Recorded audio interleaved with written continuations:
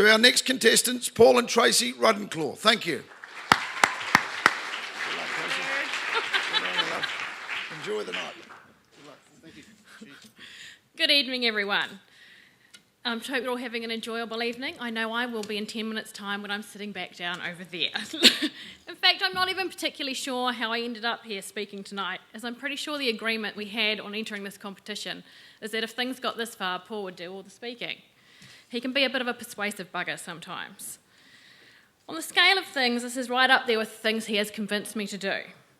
However, the crowning glory has to go to him convincing me, as a bright-eyed 19-year-old, that heading to Canada to do a carving on a cattle ranch there would be a good idea. The first stumbling block to this idea should have been the fact that I was in fact scared of cattle. However, the tickets were booked and away we went. Apparently the look on my face as I stepped off that train in the middle of a blizzard in minus 30 degrees is something our Canadian friends will never forget. Perhaps second only to the way my face looked on learning that in fact all the carving was done outside and not indoors, as I had been told by someone before we left. On the back of the success of that little adventure, and many others we have had since, I guess he knows how far to push me out of my comfort zone without too many repercussions coming his way. As well as managing Kilbrannan Farm, we also have a few other things on the go. We run a soil consultancy business, and Paul is the co-founder of an agri-tech company. But by far the most time-consuming and complex job we have undertaken together is raising these two good-looking young fellows, seen here being used as a crop measurement tool. As Tracy was just explaining, we are involved in quite a few different things at the moment with the farm, our consultancy business that we run, and also the venture into cloud software. Sometimes Tracy probably doesn't get the recognition that she probably deserves. And as you know, like Pam said before, behind every good man, there's a hell of a good woman.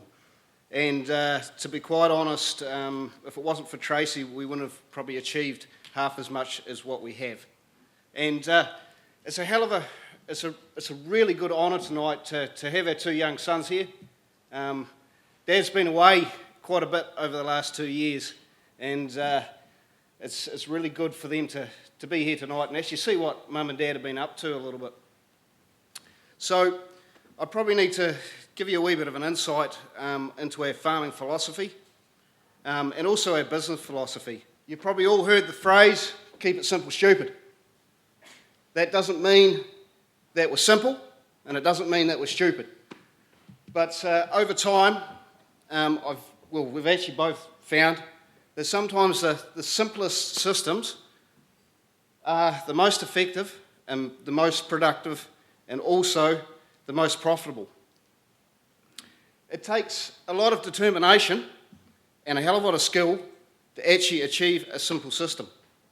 And we've done that by analysing our strengths and weaknesses of our operation and creating a system to sit inside what we're trying to achieve on Kilbrannan. But we're also very mindful of achieving a balance between production and also our environment, which is very, very important to us. I see quite often, I travel around a bit and I get to see a lot of people. Quite often I see that farmers actually forget about what the most important thing is on their farm, which is their soil. We've really, at Kilbrannan and what we do for our clients, this is a huge focus on what we do and really understanding what you have before you start, and that is the key to that. And our philosophy is healthy soil, healthy plants, healthy stock. It all really makes sense, doesn't it? We're never afraid of trying new things, because if we were, how would we ever improve? And I can tell you, I'm never actually terribly worried what other people think of what we're trying to achieve on farm. And we have turned a few heads over the years. Now, to achieve a desired outcome, you can never overlook planning and execution. So it doesn't matter how much capital you throw at something, if you haven't sat down and planned it and executed it properly, it's been a waste of time. So that has been a huge part of what we do in our management system, is to plan and execute correctly. So to give you a little bit of an idea of how the planning and execution process has helped us achieve our production, we'll put a wee few slides up there. Now, over the last 13 years that we've been on this property, this year we almost doubled our production from the first year, which, that's a real tick in my box. But probably the most exciting figure here is the return on investment. That number there allows us to benchmark ourselves with all farmers in New Zealand. Like I was explaining, Tracy and me, we went to Kilbrannan 13 years ago. Kilbrannan was an extremely run-down property. It had been leased for some time. But we were given the opportunity as young people to actually really take hold of this property and treat it as our own. And that's what we've done over this time. We decided to convert Kilbrannan to organics after about the second year we were there. And that was no easy feat, trying to do that, especially when the property was in such a dilapidated state. So we had to, really look at our strengths and weaknesses of the property and also the system that we wanted to create. So we started trying a massive amount of different things, different kinds of grass species, shifting our lambing dates around, different types of stocking class to find the system that would really work for us. In doing this, we accidentally probably, we got a bit of recognition around the neighbourhood. We'd have farmers come to us and say, well, how can you achieve what you've achieved here?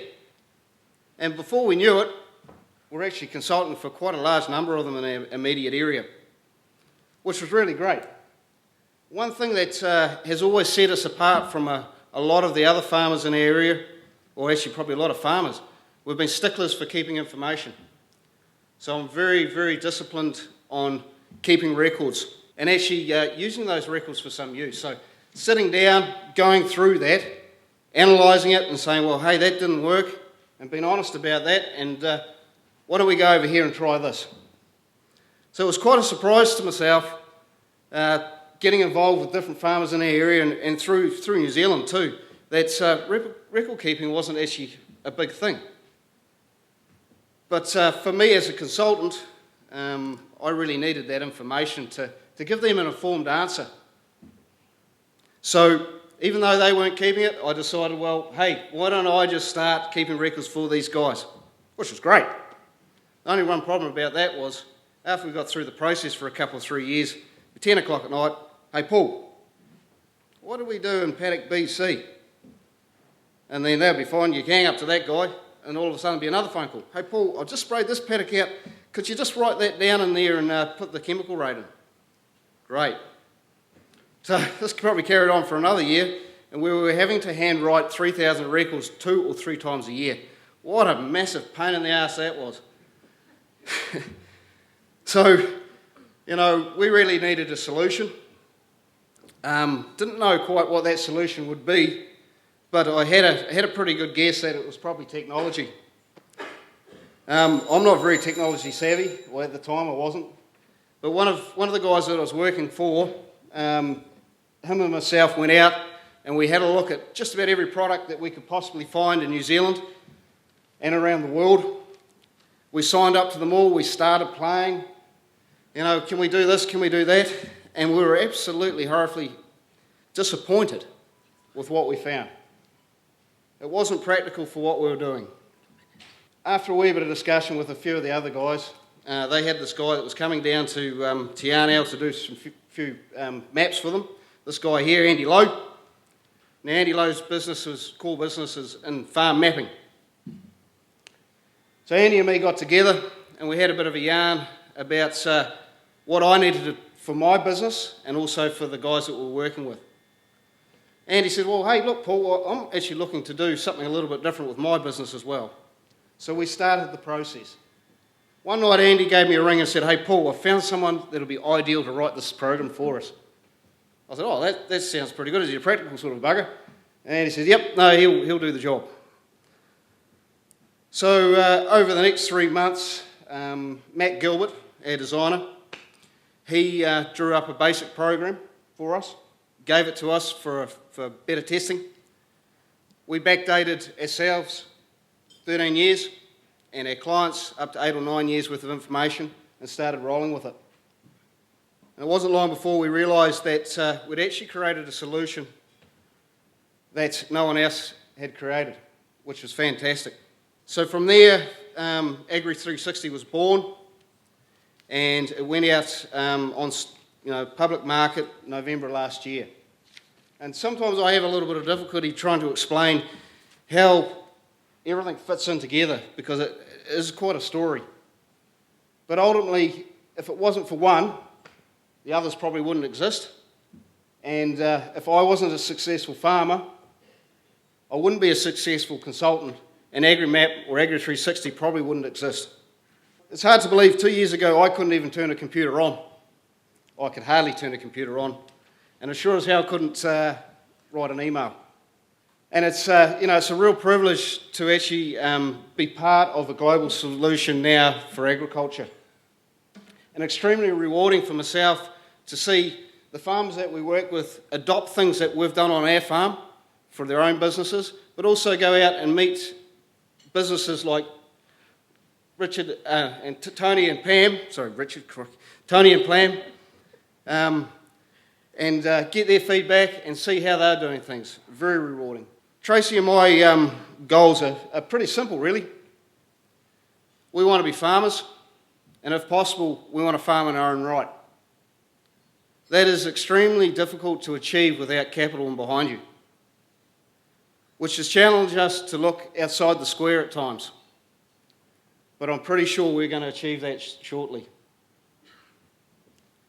Another big goal for us is to carry on sharing the information that we have gathered on our own system and help other farmers in their systems. I chose this quote to close our presentation as it represents what we stand for, and it's something I try to instill in my kids all the time. Why do you make the choices that you make? I think this is something we all could be do with reminding with from time to time. Thank you very much.